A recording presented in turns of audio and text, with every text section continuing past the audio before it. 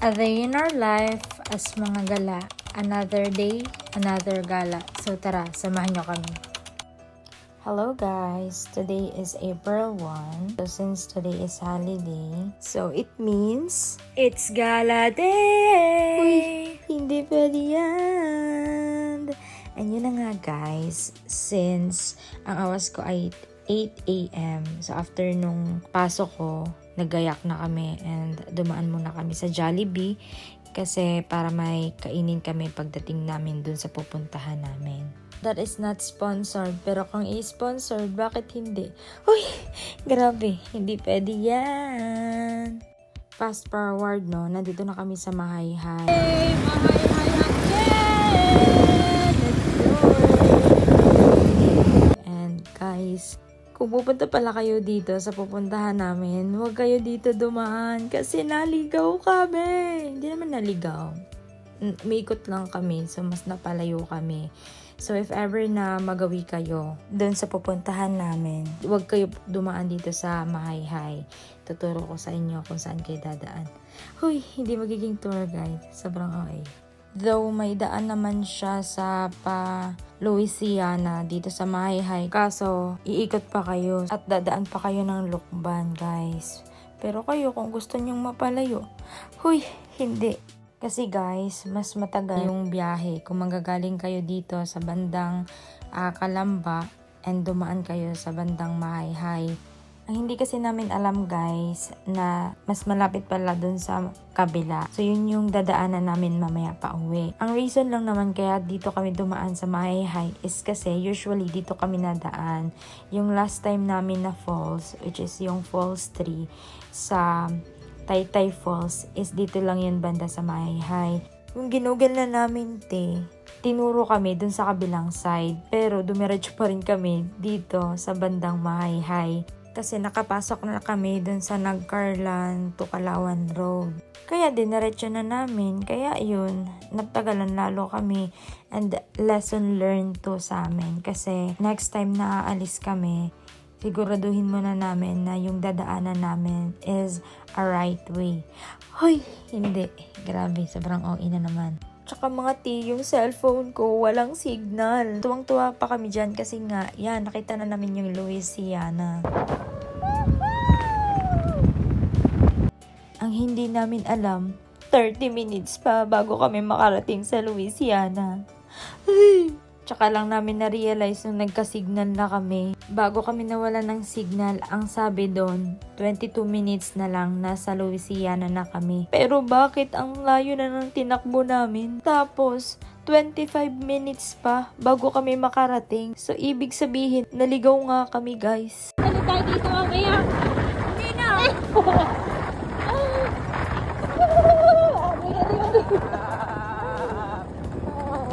Yung naligaw kami pero in-enjoy na lang namin yung daan na may konting kaba.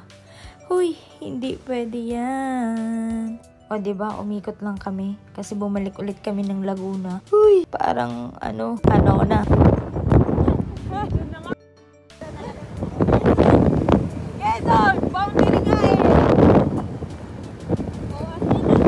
Yan na tayo. Ganon ang mangyayari pag sala-sala ang navigator. Sigaw-sigaw na ang driver. Hindi guys, totoo. Wala kasi kaming intercom kaya sigawan talaga kami doon at hindi namin maintindihan kapag ano lang, bulungan lang. Gasolina muna kami guys. Naligaw-ligaw na kami. Baka bigla kaming sumakses. Ramdam na namin na malapit na kami at alam namin na nasa Laguna na kami kasi Original bibingka daw. na-shock ako kasi ang daming nagbebenta sa daan ng original bibingka kumpuru. And tsaka lang nag-sink in sa akin kasi may nakita pala akong video sa Black App na ganun nga may original bibingka na tinitinda. So kahit gusto namin bumaba at bumili, hindi kasi yung pera na dala namin is sakto lang. Hindi kami nakapag-withdraw Akala mo maraming withdrawin. Hoy, hindi. A few moments later. Yan guys, si kuya yung tour guide namin. Pagkadating nyo guys, dun sa may mismong Hulugan Falls na tarp, merong papara sa inyo and may i-assign sila sa inyo na tour guide. 120 tricycle, di ba? Plus 140. Habang papalapit kami sa information desk, guys, just go for the computation ng mga person kasi saktuhan lang talaga ang dinalang pera. Kasi guys, pag mga gantong mga naalis-alis, hindi kami masyadong nagdadala ng maraming pera. Uy, kasi wala namang dadalhin. Tapos pa maggala, guys. Sorry. Okay lang yan, guys. Money will return. Ganun ang mga motivation. Sobrang OA. Ginagaslight na lang namin ang mga sarili namin this time. Uy, hindi. Sobrang OA talaga. And then guys, dumating na kami at umupo lang kami saglit kasi may So, may seminar. mga nakatuka po kami guest ngayon. So, bali kahit po, tatanong kayo, pwede naman isang guys o hindi po. Pero group po kami. Kasi yung pulse po namin ay hindi siya para sa lahat. I mean, hindi siya talaga applicable na puntahan, lalo na sa mga may mga medical condition kasi hindi po namin papayagan. Kasi gusto namin panatilihin na since nagpo-treat kami, zero casualties po po nakakatawa sa lugar namin. So, bali 3 points po yung meron kami. Pero, doon sa mga first time pa lang, as a guide kami dito, we do advise na magulugan points lang muna kayo dahil napakadami pong tao. Doon sa 2 points na yon, yung tikabi ng tabi, ito po, ay isang location lang. 15 to 20 minutes bago marating, pero doon po ay nakapila po yung mga tao na magpapapicture doon sa Tally Needed. So, ang idea po is ganito, is side trip lang naman yung 2 points na maliit. So, pang main event na lang po yung muna po yung inyong puntahan. Suggest lang naman po namin, yung nasa semi-caron man po yun. Pero sa Ulugan Falls po, 15 to 20 minutes din bago marating. Pero, since mataas po yung falls, expect na ninyo na nakakapagod siya. Kaya bawal po yung may mga sakit sa puso, nagandal po ng surgery, bawal po yung kasi nahihirapan po. Sobrang nakakapagod. After ng peak seminar, guys, yan, sumakay na kami sa tricycle. And very excited kami dito, guys, sa aming adventure for today. Uy, hindi. Pagbaba po ng kotse, naka-dress, naka-heels ka, parang pupunta BGC. Where's the falls? Tapos, Aroy. kasi TikTok na ganda po sa mga YouTube, sa mga vlogger. Oo. Nasabi po, may trekking, nahirap, pag maulan, ganyan, maputik. Kaya kami, sandals namin. Ano talaga? Nakakatuwa lang dito sa tour guide namin. Sobrang bait ni Kuya and very madaldal talaga siya. As in, hindi nyo namamalaya na malapit na pala kayo. And nga pala guys, habang nagdi-discuss si Kuyang tour guide sa amin, nag-asa ko ng permission sa kanya. Kuya, binidyo ko yung explanation mo kanina. Nagbi-video kami eh. Opo. Okay lang ba yan Okay lang po i-upload? yan. Kasi yun naman po talaga yung process. Hanapin niyo po si Kuya. Huwag na po, lagi na lang akong hinakay. Lagi po akong wala.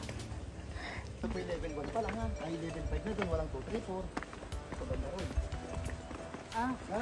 And also, dinidiscuss niya sa amin yung mga anong pwedeng gawin at mga hindi dapat while nasa daan pa kami para mas more prepared kami kapag nandun na kami sa baba. And guys, this is some of the 20 minutes walk. Look like papunta sa falls. Kaya. Ay, papapalik po kayo, kaya po yung akit talaga. Yung ano daw, Philippine Monkey. And doon ako na-amaze sa sinabi ni Kuya na kapag maagang-maaga daw kayo nakapunta doon, ay maaabutan nyo yung Philippine Monkey na nakasabit sa mga puno. Huy, hindi. Nakabitin lang, guys.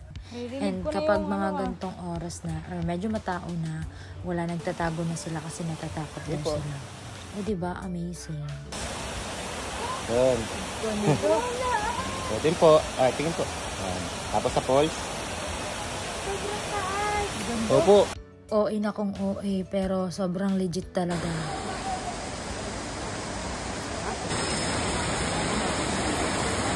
Ang ganda.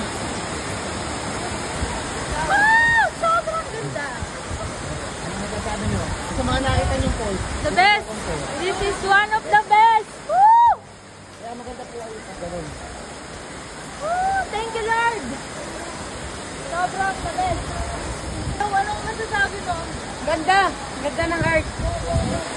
Woo! Breathe. Sobrang ganda. And pagkatating namin dito guys, nag-set up lang kami ng upuan namin kasi kakain na kami. Kasi it's already past 12 na ata to yung mga oras na to. And then, ang sarap kumain kasi ang ganda ng view namin. Pumunta sa falls para kumain. Huy, hindi. Bakit ganun? Pero ang totoo guys, 'di ba? Ang sarap kumain pag ganyan yung view nyo. And yan din naman yung purpose, diba? Kung bakit pumupunta tayo sa magagandang lugar para ma-appreciate to. And dito guys, sobrang na-appreciate namin yung beauty ng Hulugan Falls. As in, sabi namin, wow, ganito pala siya kataas. Huy, parang sumakses na agad. Grabe talaga, sobrang OA. Kidding aside, sana mapangalagaan at wag abusuhin kung anong meron tayo, no? Kasi 'di ba? Kasi nature is home talaga. Aminin mo man o hindi, kahit sa konting panahon makakalimutan mo na may problema ka. Hindi ko man ibig sabihin na tatakbuhan mo yung problema, pero payo lang, no? Kailangan din natin magpahinga. May kanya-kanya tayong pahinga, kaya do whatever what makes you happy. Be brave and be you. Hoy! Kung ang dati sinasabi ko, hindi pwede yan ngayon. Pwede yan. A few inches later. And guys, ayun, uwian na kami and hindi kami nakapag-video habang nag-lublob kami. Nag-word na ako sa cellphone ko kasi baka masira, ti. And nga pala guys, pag pumunta kayo dito, huwag kayong magdala ng madaming bitbitin, yung madaling mabasa. Sinasabi ko sa inyo, te, hindi pa kayo nakakaligo, basa na kayo. And guys, sabi ng tour guide namin, if nagbabala kayo na pumunta dito and gusto nyo walang gaanong tao, much better if pumunta kayo ng weekdays. And kung gusto nyo din magdala ng pagkain, pwede naman kayo magdala ng pagkain and be a responsible citizen guys. Kaya basura mo, bit-bit mo, may tapon na naman doon sa may taas or doon sa may liguan. Almost finish line. IT, worth it ang pagod kung ganun din naman ang makikita nyo, di ba? Many months later. Dahil may nagtitinda ng bukot bumili kami ng isa para mapawi yung uhaw namin. Tsaka kinain na namin yung laman, sayang naman kung itatapon, di ba? And ganyan pala dapat ang tamang pagkain ng buko. Huy, bye pair. Hindi pwede yan! Telling me without telling me na isa kaming chismosa. Hindi pwede yan! Eme lang guys, may mga turista kasi dyan and nakakatuwa lang kasi dinadayo din nila tong Hulugan Falls.